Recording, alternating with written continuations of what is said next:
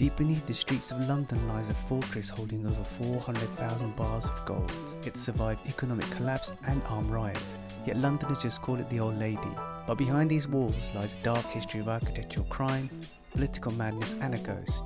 Welcome back to History in Watercolour. I'm Shah, and today we're capturing the quiet, impenetrable power of the Bank of England.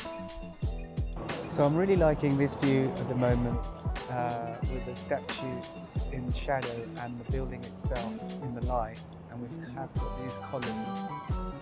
I really like the light coming across this side, and the shadows connected, not too detailed, to really bring out the shapes using mostly negative painting like this. It's all really about connection, and this will frame the composition. Let's see how it goes. As I map out the massive scale of this building, we have to go back to 1694. King William III was broke and losing the war against France. To fund it, he did something radical. He asked the public for a loan, so 1,500 people pulled together £1.2 million to create the world's first modern central bank. The bank moved to this exact spot in Threadneedle Street in 1734. But where did this strange nickname Old Lady come from? Look at this early sketch. A famous political cartoonist drew the bank as an elderly woman being aggressively mugged for her gold by the Prime Minister. The public loved it, the name stuck, and for over 2 centuries, this fortress has been known as the Old Lady. You may notice that the perspective is going, it's like a V shape from, and that gives the illusion of the building being a lot taller than it is now.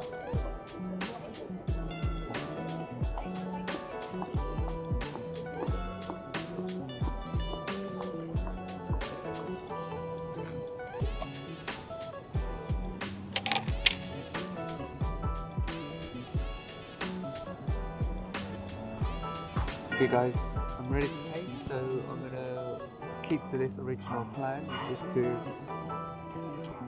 suggest the main sculpture of the Bank of England and silhouette it against the dark of the shadows in front. Okay, let's do it. Now, as I'm laying down these atmospheric washes, I really want to capture how imposing and almost hostile this architecture feels. In 1780, London erupted into what's known as the Gordon Riots. A massive angry mob marched onto the bank, trying to burn it down and steal the gold. The bank barely survived, and it was only saved by the military. After that terrifying close call, they hired a brilliant architect, Sir John Soane, to completely redesign it. He built these massive windowless outer walls to ensure the mob couldn't break in again. In the 1920s, architect Herbert rebuilt the bank upwards, expanding it to cover over 3.5 acres, but the real engineering was underground. Hidden deep beneath the London clay are 8 massive vaults holding roughly 400,000 bars of gold. That's around 1/5 of all the gold held by global governments, and it's worth billions.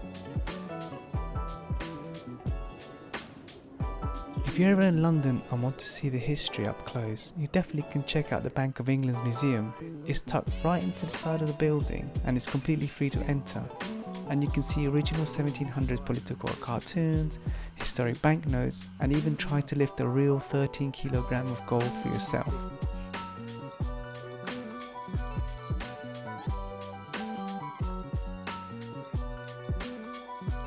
I'm just experimenting now with this new way. Suggesting sunlight.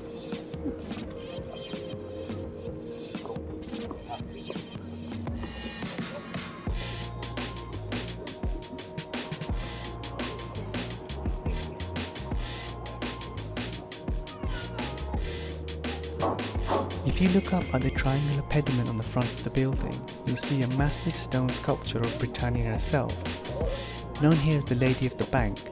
But if you look closer, she's seated on a globe with a shower of gold coins cascading beside her, and a cradle on her lap is is a perfect miniature stone model of the very building she's sitting on.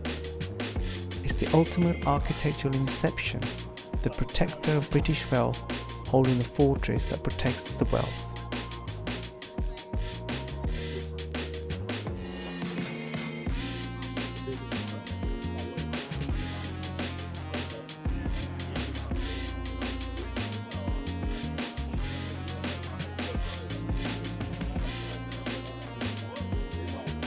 While I put the final highlights and deep shadows onto the paper, there's one more layer to this building. In the 1800s, a clerk named Philip Whitehead was caught forging cheques and executed right here. The shock drove his sister Sarah completely insane, and for the next 40 years she walked to the bank every single day, dressed in black mourning clothes, asking if anyone's seen her brother. They called her the Black Nun, and even today, long after her death, people claim to see a dark, shadowy figure in black drifting past the bank's inner court garden. What surprised you the most? The riots, the secret gold vaults, or the ghost of the Black Nun? Let me know in the comments. Thank you guys for joining me today. I really enjoyed painting the Bank of England. I kept it very light, so I wanted to accentuate the shadows on the figures and sculptures, and I framed it around with a big shadow going across it. I was originally going to do a shadow going over the building, but I thought actually it's nice just to keep that light and then bring the darkness and the contrast.